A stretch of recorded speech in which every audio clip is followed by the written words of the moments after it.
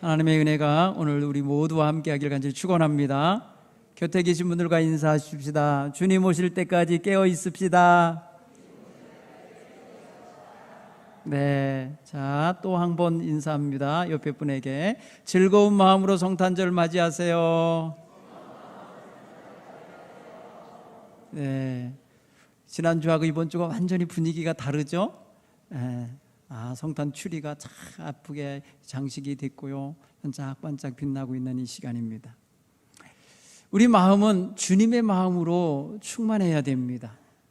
너희 안에 이 마음을 품으라. 곧 그리스도 예수의 마음이다. 이 말은 다르게 표현하면 너희 안에 그리스도가 품었던 마음을 너희도 품어라, 이렇게 하신 말씀이에요. 사도 바울이 빌립보서 2장 5절에서 분명히 우리가 주님의 마음을 품고 살기를 기대하며 그렇게 가르치고 있어요. 여러분 가만히 생각해 보세요. 주님의 마음이 무슨 마음일까? 어떤 마음일까? 주님의 마음, 따뜻하고 밝고 그런 마음이시죠. 그런데 여러분 구체적으로 생각해 보세요. 사도 바울이 제일 먼저 그리스도를 찬양하면서 부른 말씀은 마음은 겸손함이에요. 자기를 낮추시는 분, 자기를 비우시는 분, 그래서 낮고 천한 세상이라도 마다하지 않고 하나님의 아들로서 오신 분으로 찬양하고 있어요. 두 번째는 어떤 마음을 가지신 분으로 찬양하냐면 죽기까지, 자기를 십자가에 내어 죽기까지 하나님께 충성하고 우리를 사랑하신 마음이에요.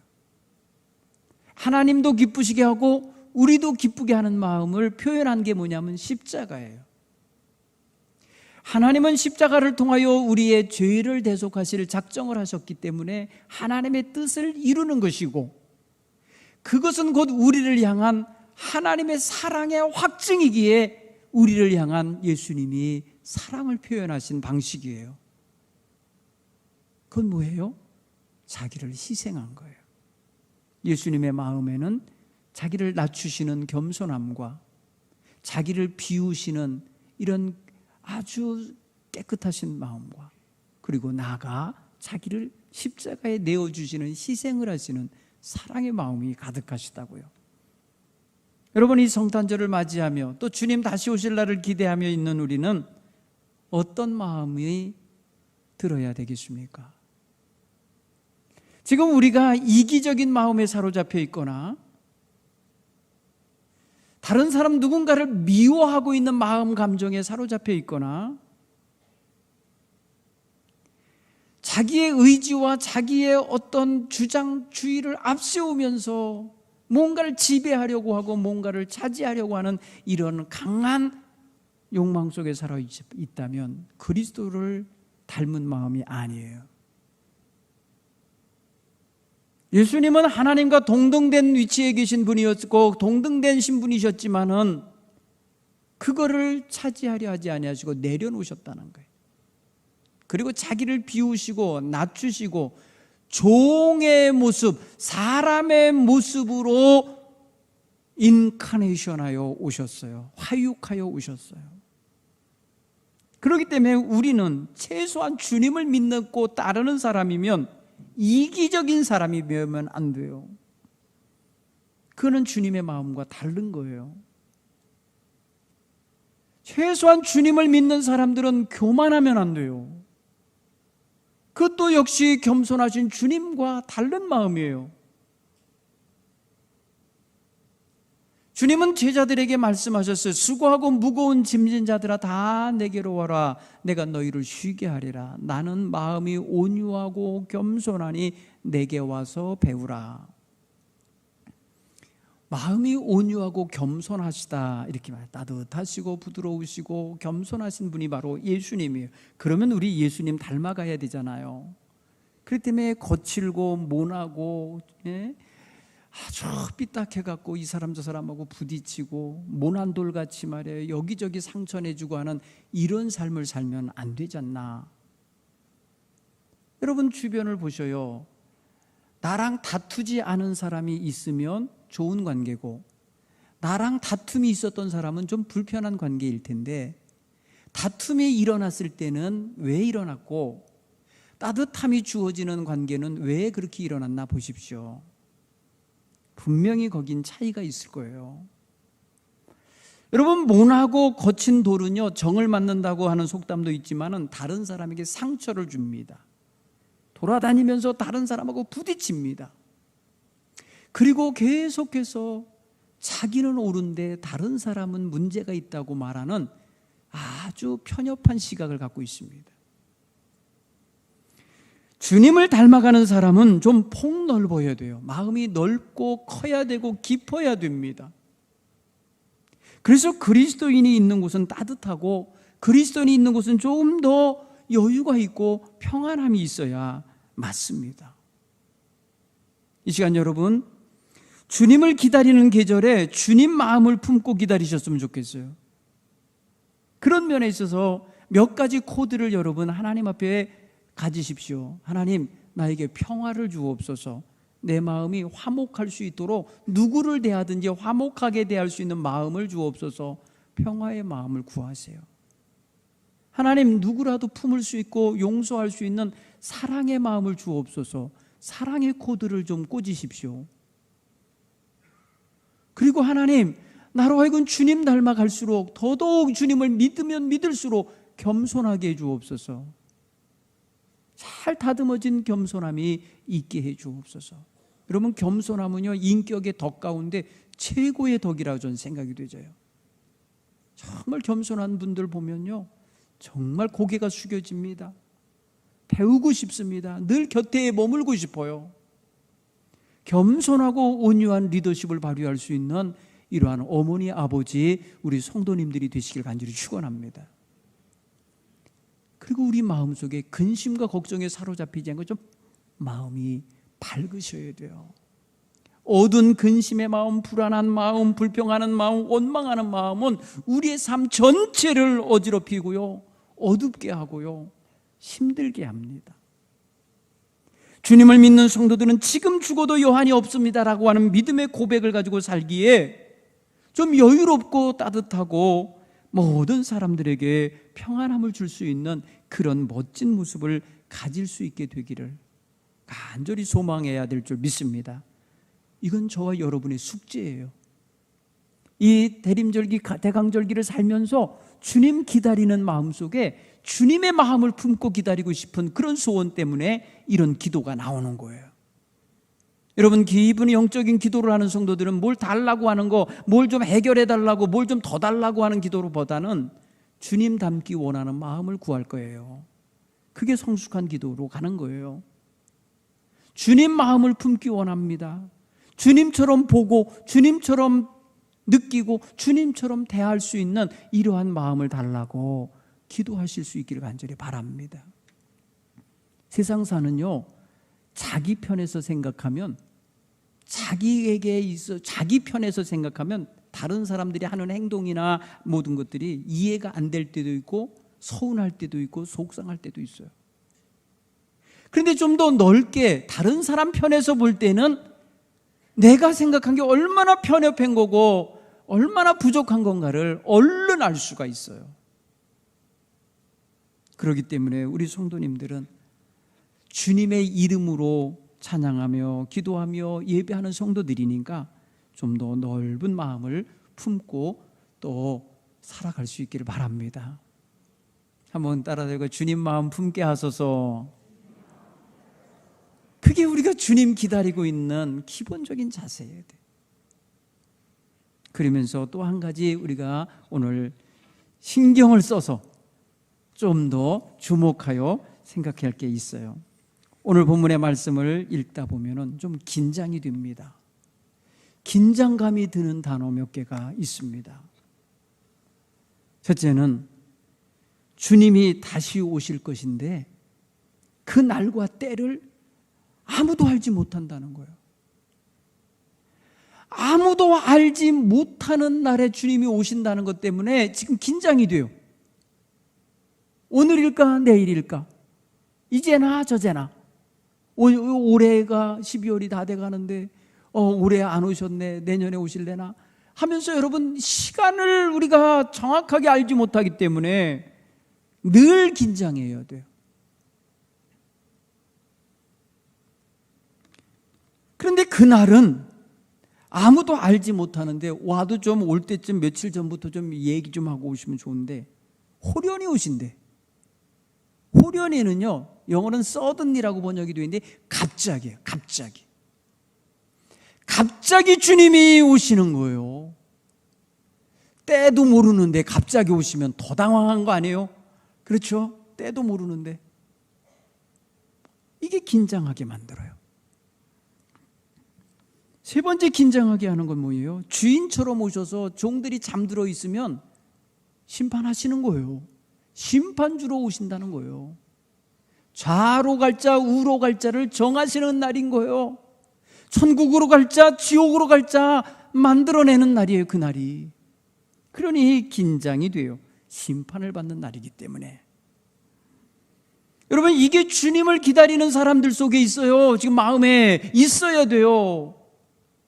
여러분이 긴장하는 사람들은 가능하면 긴장을 풀고 싶고 긴장되는 일이 없었으면 좋겠고 뭐 이런 거 아니에요? 그러니까 주님 안 왔으면 좋겠고 뭐 이렇게 돼가면 안 되잖아요. 주님 오신다는데 어떻게 오지 말라고 그래요? 내가 준비 안 됐으니까, 내가 아직 주님 맞이할 상태가 아니니까 오지 마세요. 좀 이따가 오세요. 이럴 때도 있죠. 제가 가끔 신방 가려고 그러면 아이고 목사님 다음에 오세요. 이럴 때는 여러분, 그가 준비가 안 됐다는 뜻도 있고 거절한다는 뜻도 있어요. 그래서 저는 좀 무시하죠. 그냥 그걸 무시하면은 그냥 또 다음에 또 가면 되고 그런 거죠. 여러분 상처받으면 안 돼요. 그거 갖고. 근데 여러분 보세요. 주님이 오신다는데 우리가 좀 이따 오시라고, 나 준비되거들랑 오시라고 이렇게 말할 수 없다고요. 왜? 하나님이 정한 때에 오시기 때문에. 그렇죠? 자, 그러기 때문에 긴장하시라. 개봉박두 막 이런 표현 하잖아요. 뭔가 일어날 것 가까웠다는 거예요. 아는 이가 없는 이 상황, 여러분 이게 우리를 정말 답답하게 하는데, 제가 이 단어를 헬라어 원어 성경을 찾아서 읽어보니까 두 가지 단어가 합쳐져 있어요. 보다라고 하는 호라우라는 단어와 알다라고 하는 오이다라고 하는 단어가 같이 합쳐지는데, 이게 과거형으로 쓰일 때와 현재형으로 쓰일 때, 현재형으로 쓰이면요 이게 알아차리다 아니면 뭘 쳐다보다 이런 의미인데요, 이게 과거형으로 보면요 인식하다, 깨닫다, 직시하다 이런 의미가 담겨 있네요. 그러니까 살고 가만히 보면요 보는 것과 아는 게 같이 붙어 있는 거예요. 본다라는 의미와 안다는 의미가 같이 있는 거라고요. 그래서 주님께서 오늘 이러이러한 징조를 보라라고 말씀하면서 보면서 알라는 거예요. 무화과 나무 비율을 보라고 하시는 거예요. 무화과 나무 가지가 연해지고 잎사귀가 나오면 여름이 가깝구나라는 걸 아는 것처럼, 우리로 하여금 세상 돌아가는 시대의 사조를 보면서, 풍조를 보면서, 상황을 보면서, 역사를 보면서 아, 주님 오실 때가 가깝구나를 알라는 거예요. 여러분도 오늘 우리가 무턱대고 세상 사는 사람들하고 똑같이 그냥 그렇게 되든지 말든지, 그냥 세상이 어떻게 변하든지 말든지 이렇게 무감각하게 살아갈 존재가 아니에요. 우리는 세상을 분별하고 살아야 합니다. 세상 풍조가 나를 어디로 몰아가고 어디로 이끌어가고 어디로 유혹해가는지 알아야 그 유혹에 빠지지도 않고 경계하기도 하고 그런 모든 시험에 빠지지 않는 것처럼, 시대를 분별해야 주님 오실 때를 알고 예비하고 준비하고 맡겨진 사명을 온전히 감당하는 이러한 충성된 종의 모습을 갖출 수가 있는 거예요. 그러니까 여러분 몇 가지 근거, 확실한 근거를 중심으로 우린 신앙생활 해야 돼요. 첫째는 주님이 다시 오신다고 분명히 말씀하셨어요. 그러니까 주님은 분명히 오실 거라는 확신을 갖고 사셔야 돼요. 우리가 주님을 믿으면 주님의 말씀도 믿어야 되는 거예요. 주님이 하신 말씀도 그대로 이루어질 거라는 걸 믿어야 주님 믿는 사람의 자세인 거예요. 그런 면에서 생각하면요, 주님이 다시 오겠다고 하셨으니 오실 것이라는 확신을 갖고 믿음 생활을 하시길 간절히 축원합니다. 이게 세상과 우리를 구별하게 하는 아주 중요한 근거가 되는 거예요. 똑같이 다람쥐 쳇바퀴 돌듯이 아침에 일어나서 저녁에 퇴근하여서 올 때까지 생활이 비슷한 짓하고 해서 세상 사람과 같은 게 아니에요. 우리는 영적으로 감각적으로 깨어있기 때문에 주님이 다시 오실 것이라는 걸 믿으며 그에 합당한 삶의 자세를 갖고 늘 진실하게 사랑하며 충성하며 헌신하며 사는 삶이 거기 들어있는 거예요. 달라요. 그냥 가서 내 일 해갖고 내 돈벌이 해갖고 내 먹거리 준비하는 그런 삶이 아닌 거예요. 우리에게는 그런 삶을 능가하는 하나님이 주신 사명이 있는 삶이에요. 그렇기 때문에 주님이 다시 오신다고 할 때에 그날까지 내게 맡겨진 본분을 잘 감당해야 하는 것입니다. 여러분, 우리가 세상과 달라지는 또 하나의 근거가 있다면 주님이 그날 오셔서 심판하실 거라는 사실을 믿기 때문이에요. 잘했다라고 칭찬받을 것인지 잘못했다라고 하면서 책망을 받을 것인가 구별되는 날이기 때문에 그거에 합당한 본분을 지키며 살아가야 될 분명한 근거가 있는 거예요.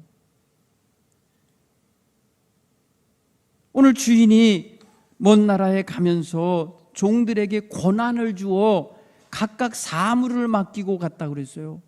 비유예요. 이것도 각각의 일거리를 맡겨놓고 갔다는 거예요.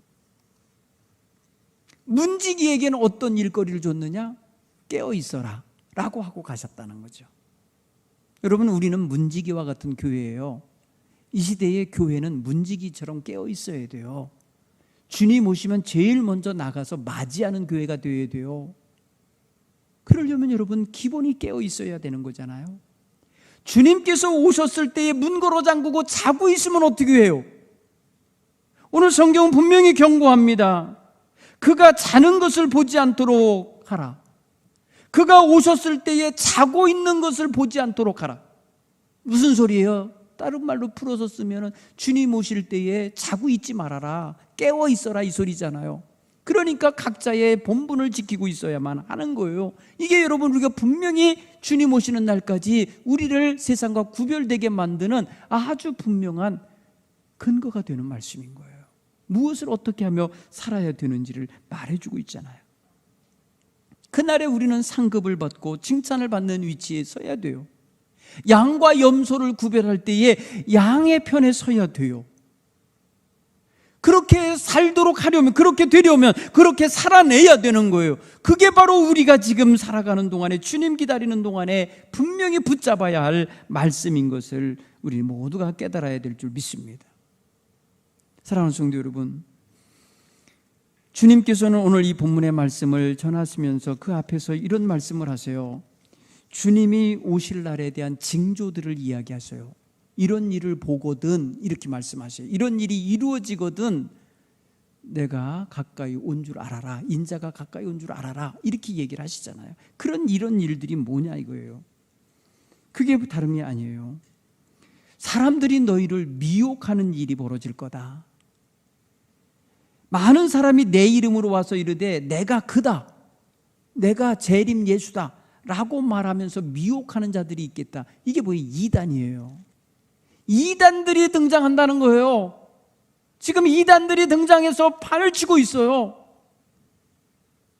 그 이단들은 말입니다, 할 수만 있으면 구원받은 사람들을 미혹하여 택한 자들을 그날에 점점점 멀어지게, 주님께로부터 멀어지고 자기들에게로 향하게 할 거라는 거죠. 그리스도가 여기 있다 저기 있다 할 때 믿지 말라. 주님이 분명히 말씀하고 가신 거예요. 내가 그다 라고 말하는 이단자가 나타나도 믿지 말고 따르지 말고 미혹되지 말고, 그리스도가 여기 있다 저기 있다 하면서 막 그냥 떠들고 돌아다니는 사람들에게 휩쓸리지 말고 그들 말 믿지 말라는 거예요. 거짓 그리스도인들과 거짓 선지자들이 일어나서 이적과 기사를 행하며 할 수만 있으면 믿는 자 택한 자들을 미혹하려 하리라. 너희는 삼가 조심해라. 이렇게 말씀하셔요. 이게 여러분 징조예요. 여러분, 우리가 지금 깨어서 주님 오실 날을 기다리는 동안에 벌어지고 있는 일들이에요, 이게. 또 예수님이 말씀하십니다. 난리와 난리 소문이 들려질 텐데 두려워하지 마라. 끝이 아직 아니다. 이제 이런 재난은 시작이다. 민족이 민족을, 나라가 나라를 대적하여 일어나겠고 곳곳에 지진이 일어날 것이며 기근이 있을 것이다. 이것이 재난의 시작이니라. 우리는 봐야 돼요. 난리 소리가 들리고 전쟁 소식이 들릴 때, 여기저기 지진이 나고 있다고 하는데, 여기저기 기근이 있어서 먹을 것이 없는 나라들이 많이 생겨나고 있는데, 이런 거를 봐야 돼요. 재난의 시작이니라. 그래서 삼가하라는 거예요. 또 어떤 일이 벌어지느냐? 너희가 내 이름으로 말미암아 모든 사람에게 미움을 받는 날이 올 것이다. 여러분, 요새 한국에서 기독교인 그러면 말입니다, 무슨 피할 존재로 생각하는 사람들이 생겨나요? 예전에 여러분, 예수 믿는 사람들이 잘 살고 바르게 사니까 탐관오리들이 예수 믿는 사람들이 많은 마을에는 오지 않으려고 그랬다는 거예요. 늑탈해 먹고 세금 떼먹고 부정한 거 해야 되는데 교인들이 많은 고을은 가면은 그걸 못하니까 그런데 원님으로 안 가려고 그랬다는 거예요, 구한말에. 왜냐하면 깨어있는 성도들은, 빛을 발하고 있는 성도들은 감각이 있기 때문에 함부로 못했던 거예요. 그런데 요즘에 말입니다, 기독교인들이 아무리 많으면 뭐래요? 다 잠들고 있고 형편없는 사람들처럼 살아가고 있고 능력 없는 사람들처럼 살고 있으면 이게 무슨 효과가 있어요? 예수 믿는 사람들이 깨어있고 빛과 소금처럼 살고 있고 지역에서 이웃들하고의 관계 속에서 사랑하며 살고 있고 섬기며 살고 있어야 영향력이 있고 빛을 발하는 거 아니겠어요? 여러분, 그저 교회만 왔다 갔다 하는 성도가 되면 안 돼요. 내가 가서 사는 직장이나 가정, 이웃들이나 친척들 속에서 예수 믿는 사람답게 소금처럼 빛처럼 생활하셔야 됩니다. 이게 굉장히 중요한 거예요. 이게 주님 오시는 날까지 우리가 우리의 삶의 현장에서 감당해 가야 될 역할이에요. 그렇게 사는데 누가 감히 예수 믿는다고 예수 이름으로 인하여 우리를 핍박하고 미워하겠습니까? 여러분, 사랑해 주는 사람을 미워하는 사람 봤어요? 섬기고 희생하는 사람을 미워하는 사람 봤냐고요? 그러지 않아요. 그러니까 우리가 아까 말한 것처럼, 서두에서 말한 것처럼 예수의 마음을 품고 예수님처럼 그렇게 살아가면 누구도 대항하지 않고 누구도 대적하지 않고 누구도 미워하지 않을 겁니다. 만약에 주님 오시는 그날에 우리가 정말 주님하고는 동떨어져 있어서 딴 데 가고 딴 데 보고 딴 데서 헤매이고 있는 모습으로 있다가 주님 오시는 날 알지도 못하고 있으면 이거야말로 낭패입니다. 낭패. 여지껏 예수 믿었어도 아무 효과 없는 거예요. 예수 열심히 믿은 결론은 뭐냐? 예수님 오실 때 맞이하는 자리에 있어야 되는 거예요. 그날 지나가면 끝나는 거예요. 그러니까 여러분, 평소에 지난날 과거 울고 먹고 있으면 안 돼요. 내가 과거에 잘했는데, 나 과거에 기도 많이 했는데 소용없어요. 지금 잘하고 있어야 되고요, 내일도 잘해야 돼요. 이래야 주님 오시는 날 깨어있는 자의 모습으로 서는 거예요. 여러분, 우리는 옛날 추억 가지고 신앙생활하는 거 아닙니다. 지금 여기서 온갖 유혹과 시험과 핍박이 있어도 이겨내는 믿음으로 살아내야 될 줄로 믿습니다. 예수님은 말씀하시기에 그날이 겨울에 오지 않기를 기도해라 그랬어요. 겨울에 오지 않게. 지금 여러분, 오지 않게 해주세요라고 기도하기보다는 어서 오시옵소서라고 기도해야 되잖아요. 겨울이어도 준비된 사람은 두려움 없이 주님 어서 오시옵소서 할 수 있어요. 그렇죠? 그런데 환난의 시대, 고난의 시대가 겨울과 겹쳐보세요. 너무너무 힘든 거예요. 지금 우크라이나 백성들이 전쟁을 통하여서 모든 게 파괴되고 있고 고갈되고 있는데 겨울이 오고 있어요. 굉장히 두렵답니다. 그러니 여러분, 어떠한 재난과 곤란과 환난과 핍박이 몰려올 때에 주님이 오시기를 기다리고 있는 성도들은 능히 그 모든 핍박과 환난을 이길 수 있을 것입니다. 그러므로 사랑하는 성도 여러분, 깨어있는 성도의 믿음의 자세 속에 이 징조들을 파악하고 그거에 합당하게 응답하며 깨어있게 되기를 간절히 축원합니다. 주님은 그래서 우리에게 다른 말 하지 않으세요. 항상 깨어있으라는 말이에요. 항상. 며칠만, 주일날만 아니에요. 항상. 월요일부터 주일까지 내내 항상, 또 주일부터 토요일까지 항상 깨어있으셔야 돼요. 여러분, 지금 점검하십시오. 제가 몇 가지 질문해 보겠습니다. 나는 지금 기도로 깨우며 살고 있나? 나는 지금 기도로 깨어 있는가? 물어보세요. 나는 지금 맡겨진 사명 잘 감당하며 살고 있나? 지금 뭐 하고 있는 건가? 나 지금 대충 믿고 있는 거 아닌가? 그냥 주일 예배 한번 오면 그냥 종교 행사 다 끝난 거죠. 이러면 안 된다는 거예요. 나는 지금 예수님, 나무 되시는, 포도나무 되시는 예수님에게 붙어서 날마다 생명을 공급받으면서 능력을 얻고 열매를 맺으며 살고 있는가? 내가 지금 주님과의 관계가 살아있는 관계, 생명의 관계로 붙어 있는가? 주님에게 붙어 있는 가지인가? 점검하십시오. 나는 언제 주님이 오셔도 나아가 맞이하며 어서 오시옵소서 하며 기다린 자의 모습으로 등 밝힐 수 있을까? 물어봐야 돼요. 이런 질문에 네 라고 대답할 수 있기를 간절히 축원합니다. 그래야지 우리는 정말 믿음 생활 잘하고 있다 칭찬받을 수 있는 성도가 될 줄로 믿습니다. 오늘 저와 여러분, 주님의 마음을 품고 시대를 분별하며 항상 깨어 살기를 간절히 축원합니다.